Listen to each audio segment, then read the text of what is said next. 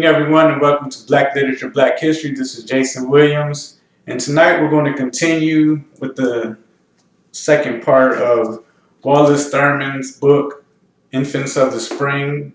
I'm going to finish this tonight. Got my Olmec shirt on, the Olmecas from Mexico. They came before Columbus. But as I talked about this book before, and Langston Hughes said that this was the best representation of the Harlem Renaissance in the 1920s and 1930s. When you read the second half of this book, which we're going to cover tonight, you'll see what it was that he was talking about. Because in this second half of the book, Wallace Thurman covers all kinds of topics and situations going on in the black community back then that we're still going through now. And this book was published, and you always should look at the date when a book was published, because as new historicists, we want to see what is going to be reflected from the author's time period in what he's writing. And this book was first published in 1932, and from the little autobiography in the back, it said that Wallace Thurman died of tuberculosis in 1934. So 2 years after he wrote this book, he ended up passing away, which is pretty sad. Because the second half of this book covers all kinds of topics. So I don't know how long this video is going to last. Okay, so as I said when I was first talking about this book, that many of the characters in this book represent the characters or the people who were living during that time period. And in the second half of the book, Wallace Thurman talks about a situation that Langston Hughes talked about in his first autobiography, The Big C, that I have a couple videos on. And this was about there was a clash between the artists and writers who wanted to write about regular black people, which in many times represented the bad parts of the black community, like about drinking, drugs, and we're going to talk about it. In this book, he talks about drinking, the gin parties, interracial relationships, not based on love, but just based on just sexual urges. He talked about booze, for example. He's going to talk about people passing for white again, people passing for Spanish, and suicide and abortion.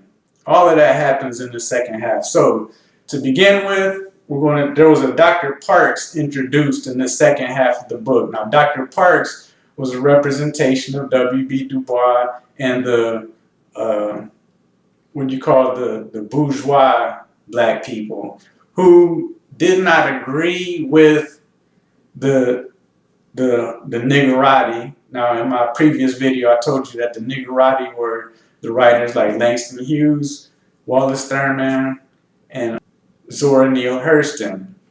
That was the Harlem Niggerati, which was named after the Harlem Literati, and there were others involved in that, which are represented in this story in the Niggerati manner. Now, Dr. Parks tells Raymond, who is Wallace Thurman, that he needs to leave the Niggerati manner because the writers that he has befriended, the artists that he has befriended, are not good for the community.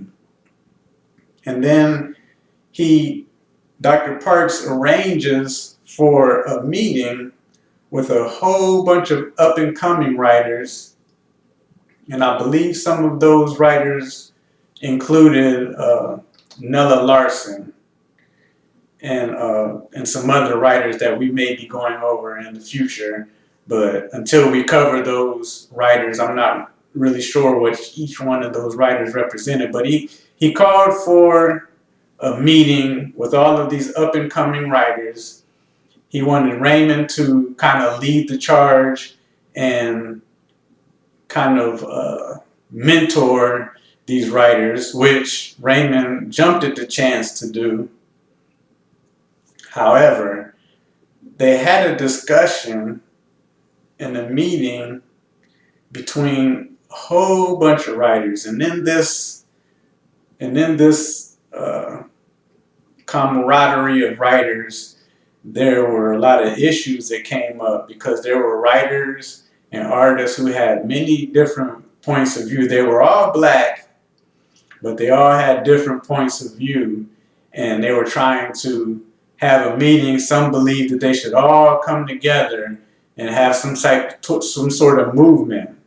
And this is where Dr. Parks wanted the black people to not write about the negative aspects of the black community, but put the best foot forward to sort of like a talented tenth to show the world that black people were moving forward.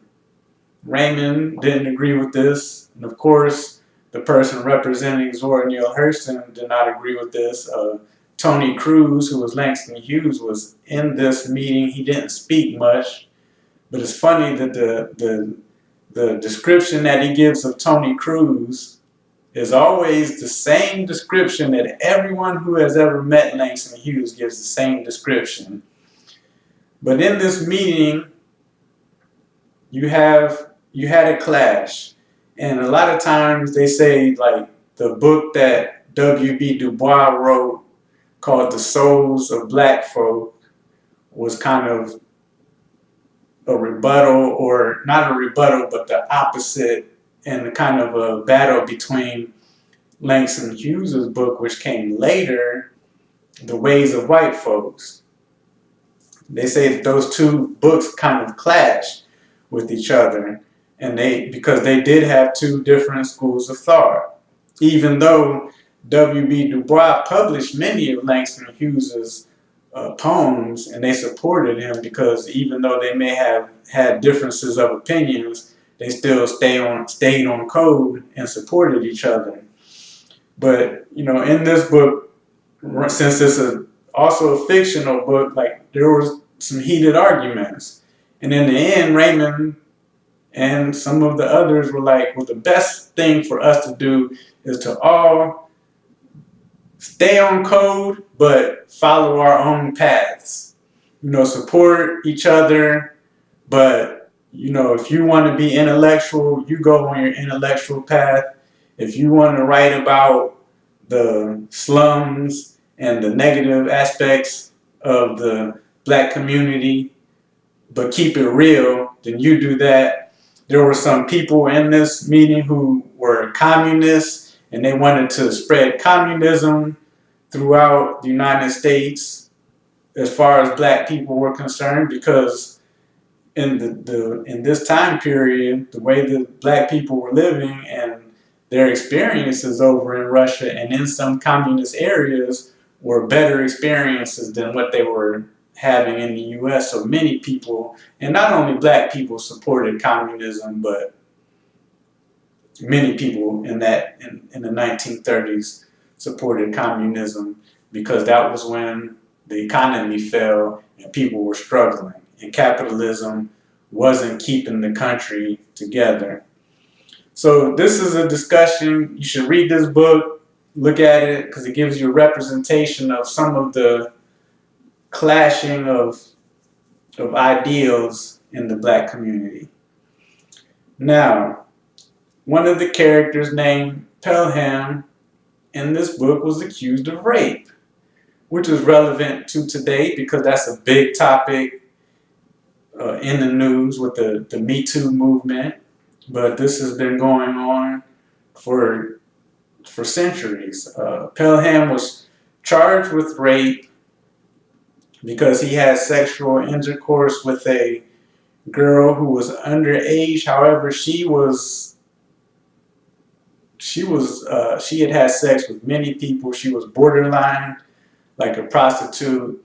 He was an artist. He was painting her, or I can't really recall the exact relationship that he had with her, but she accused him of rape.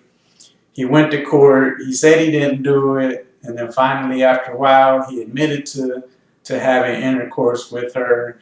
He got sentenced for a long period of time, but then they fought it, and he ended up getting 6 months. So so rape and underage sex and the question of consent and intent is discussed, and it's funny because in this book Wallace Thurman could actually write a book about each one of these incidents, but in the last like 100 pages he just goes from one topic to the next topic to the next topic. So Pelham was charged with rape, but that shows that this also was going on in the black community. And then Lucille, who was the woman who ended up hooking up with Bull. Now, we talked about Bull in the last segment of this story. Bull was the one who said that in order to fight white supremacy, he wanted to beat up all the white men that he could and sleep with as many white women as he could, and he got drunk and fought. And then Lucille, who Raymond liked Lucille and wanted her to be his woman, but she ended up hooking up with Bull. And in the second half of the story, we find that she gets pregnant by Bull. Bull accuses her of getting pregnant on purpose and immediately leaves her. So she arranges a meeting with Raymond to tell Raymond that she's pregnant and she wants his help to get an abortion. Now, this is another negative aspect of the black community that Wallace Thurman is representing.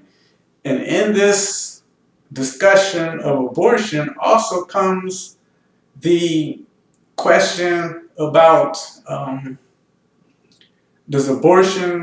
is it right to have an abortion because you don't want to bring a child into this world, which was what Lucille was saying. She said she didn't want to bring a child into the world that they lived in and without a father, without Bull. And she really didn't have any intentions on staying with Bull.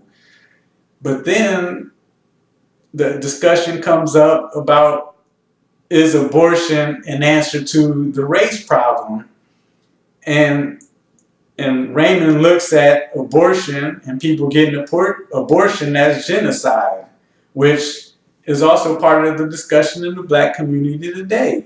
An alarming rate of abortions going on in the black community.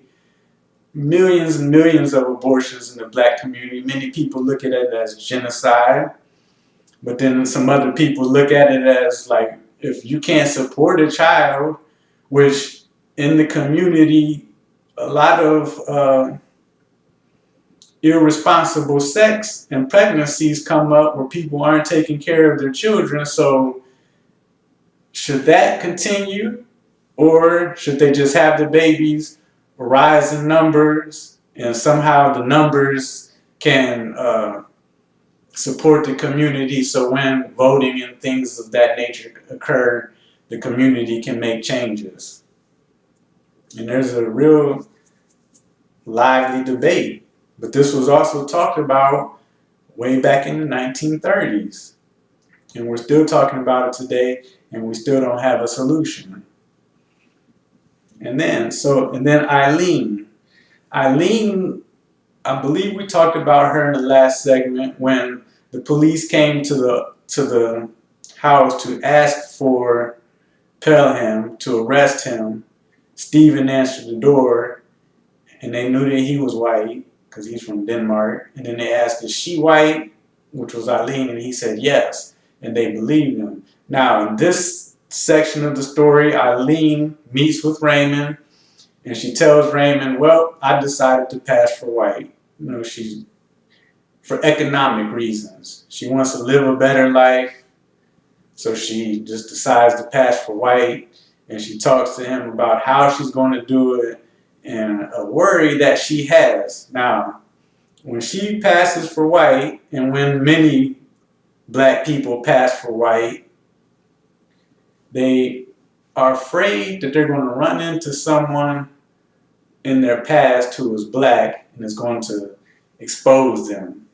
In one of the stories that I read, I think it was in Nigger Heaven, where they talked about people passing. And they talked about over 10,000 in New York at that time period were passing for white. But anyway, Eileen decides to pass for white, and she talks about afraid of being exposed by people that she knows in her past. And an interesting thing that Raymond brought up was, he said that black people who pass for white become more prejudiced than white people. And he said they're more likely to support the KKK and root for white supremacy to better their chances. But he said that black people who pass for white are worse than white people because white people in this time period didn't mind having black friends. They would meet them on the street, talk to them, say hello. And Raymond said, if you do that, you'll be fine. But if you try to shun the black people that you know and act like you don't know them, that's when they're going to get upset and call you out. Now, I never thought about that, and in some of the books that I've read, that's never been brought up. But, you know, Wallace Thurman through Raymond brought that up. He's like, yeah, you black people who pass for white end up being rude and worse than white people. And in the story that we read in Langston Hughes's book, The Ways of White Folks, about passing, it was called Passing, the son who passed his mother on the street didn't even talk to her. And that's a perfect representation of what Raymond was talking about black people passing for white. However, they didn't really shun Eileen. She was real open with it, and she ended up passing for white, and she went off, and they didn't hear. He said she did it successfully.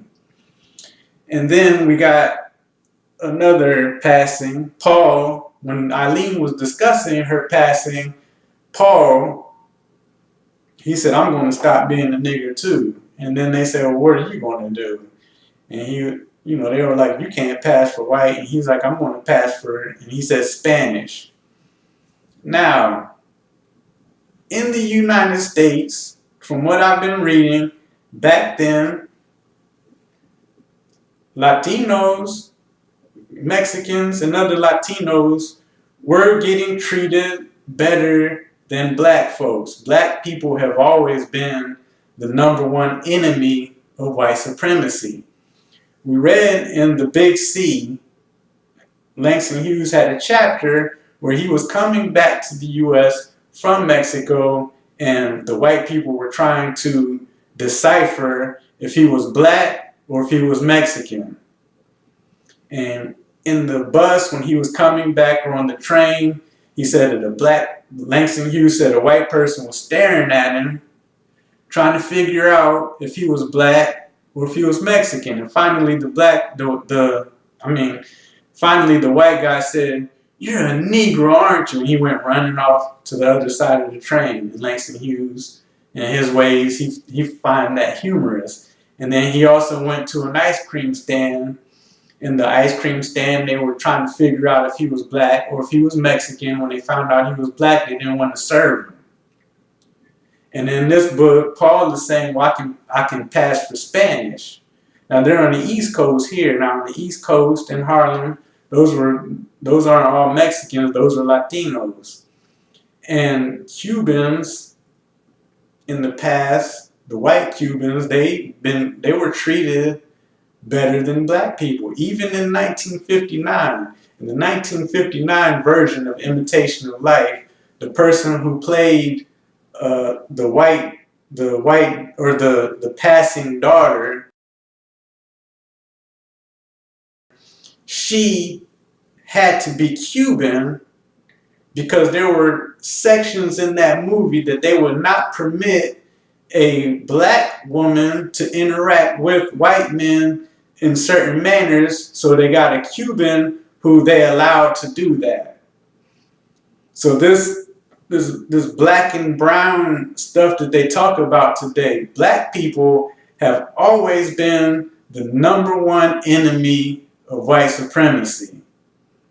Yes, other races have been discriminated against, but from what I'm reading and from all these different accounts, black people have been discriminated against the most.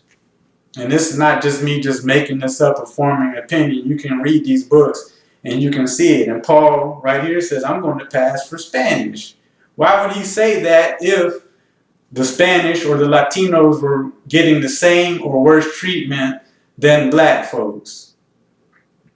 They wouldn't. So that's another topic that comes up. They don't discuss it that much, but when you read this in conjunction with all of the other writings during this time period, because Langston Hughes, Wallace Thurman, and Zora Neale Hurston, they were all writing around the same time period, and this subject comes up. You can come up with these conclusions, and you can see it. That's why a lot of black people ain't riding with this people of color that they're trying to say today, because they're trying to combine all of the different races up in non-white into one category and say people of color, but we ain't dealing with the same issues. So a lot of us aren't feeling that people of color, because just to tell the truth, most of the time, people of color doesn't include black people. It doesn't. It doesn't speak to the things that we're facing that other races are facing. And I just feel that it's an insult to say people of color. When you need to get rid of that term, and when you're talking about different races, you need to name these races out, because these different races, different religions, they have different problems, different histories, different discourses in the United States.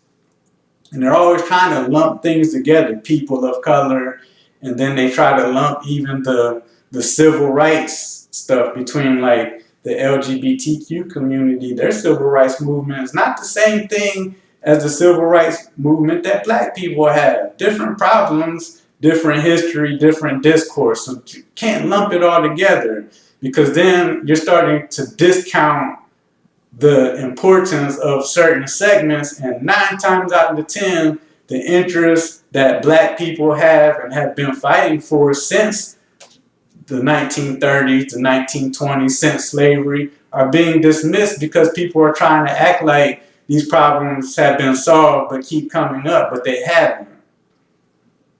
So that's why black people were passing, because you get tired of being discriminated against.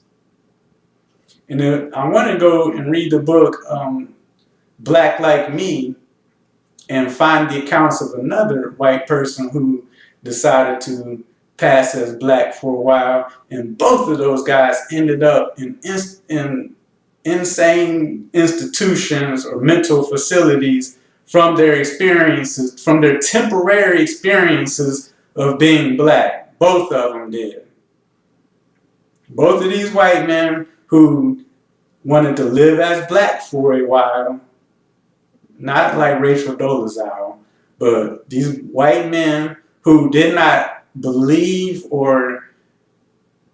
they didn't believe that black people were telling the truth about being black. So they decided, well, I'm going to change myself black and see if it's true. And then when they saw how it was being black during their temporary time, their whole reality was changed, and they both had to do time in a mental institution from their experiences being black. Because it's a whole different mentality and treatment. And then the last thing in this book, Paul committed suicide. and he did it. He tried to do it in a grand manner, and he blundered it.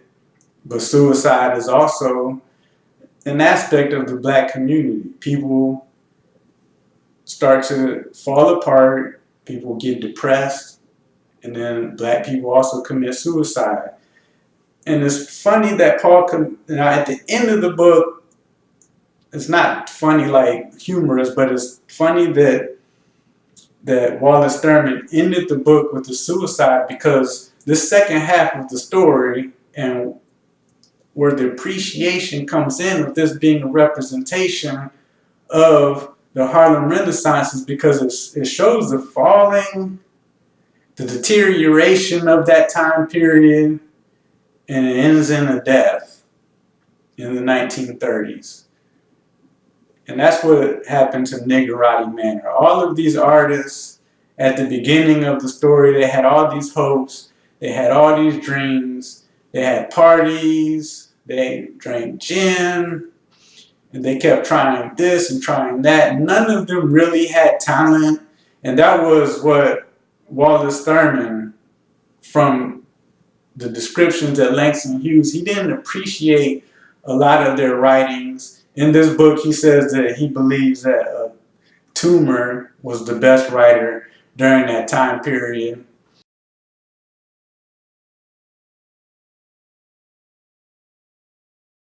But Wallace Thurman really didn't appreciate his own writings. He didn't think he was up to par. He didn't appreciate Langston Hughes's poetry and his writings, but he created that magazine Fire, and he put their writings, he put their drawings in it, because he said, as far as he's concerned, that's the best that he could find. But he still didn't really think that they were great works of art. And when you read this book, you can see that Raymond, who really doubts his own abilities as a writer, he doesn't appreciate anyone else's art in his group of friends, but he still supports them, because he says, these are my people, these are my friends. I don't care what Dr. Parks thinks, I don't care, these are my people. So he supported them. And then throughout the story, they just, the Eustace, the singer, he falls apart because he got rejected when he was trying to really come out with his singing. Pelham gets arrested for rape. Lucille leaves, Eileen leaves, and Paul commits suicide. I don't know what happened to Tony Cruz. They had the woman who plays Jordan. One thing I forgot. In that little meeting, I'm just going to throw this in here. In that little meeting that they had with all the different writers, there was a Caribbean writer in there who started to criticize African Americans, and him and the character who represents Zora Neale Hurston, they get into a little argument, because this was something else that was going on, and it still goes on today. People from other countries, black people from other countries, entered the black community, and they started bringing what they believe, their prejudices and things from their country, which is not similar to our discourse. It's not similar to our history, and they end up insulting us and thinking that we're just going to just listen to it and just take it. But no, she retorted, they get into an argument, and they eventually keep it going until the guy from the Caribbean leaves.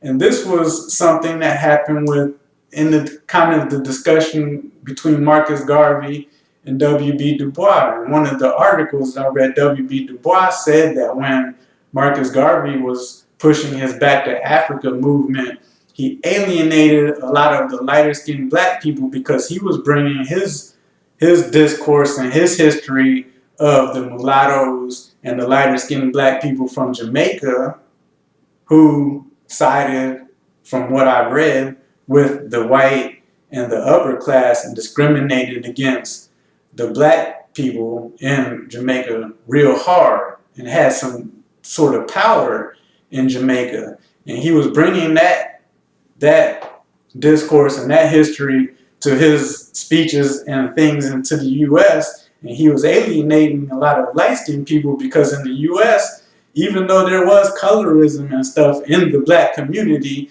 lighter-skinned people didn't hold any power in any positions if they were known to be black in the U.S.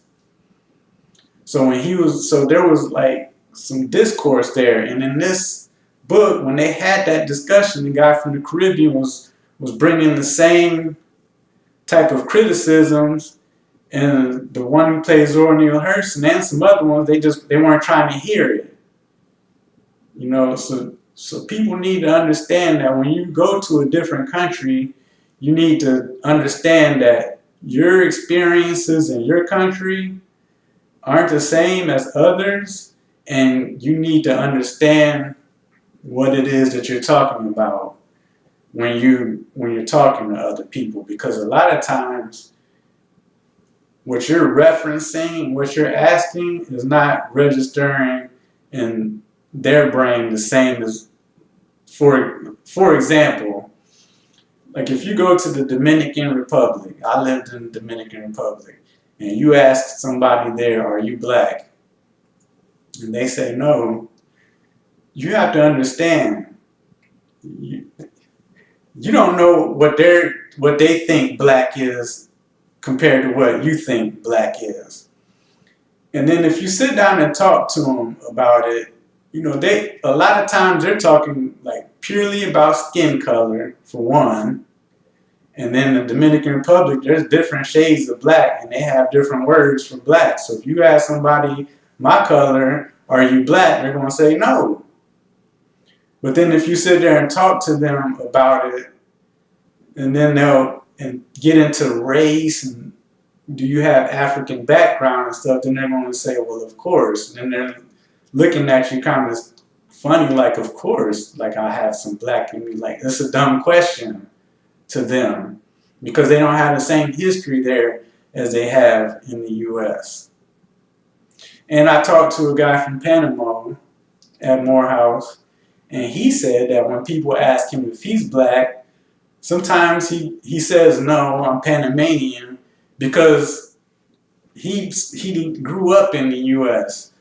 So he's trying, what he says, the reason why I say Panamanian is because in order to avoid the discussion that's going to come afterwards, he thinks that when people are asking him if are you black, he jumps to the conclusion that they're asking, are you a black American, as I am a black American. And then he says, no, I'm Panamanian, because he's like, of course I'm black. Like, you can look at me and my skin is black, my hair is black, I'm black. So he assumes, so you got to know the background. And I'm rambling right now, but this is just some discussion that I heard, and some people need to understand this. So when you come from a different country, or when you go to a different country and you start talking to people, don't jump to conclusions. You need to have a discussion before you come out and start saying, well, they don't think that they're black. They don't think that they're black. They don't think that they're black. Because these different areas have different visions of what black is. And that was a discussion that took place in Infants of the Spring by Wallace Thurman. So when I come back, I'm going to start doing some videos and reading books about slavery. I still haven't come to a conclusion of how I'm exactly going to start, but we're going to get into the discussion of slavery and start looking at slave narratives. And we're going to jump into that topic because it seems like there's a lot of ignorance floating around about slavery in the United States. I'm going to be talking about slavery in the United States, the transatlantic slave trade. So, it's Jason Williams, Black Literature, Black History. Have a nice evening.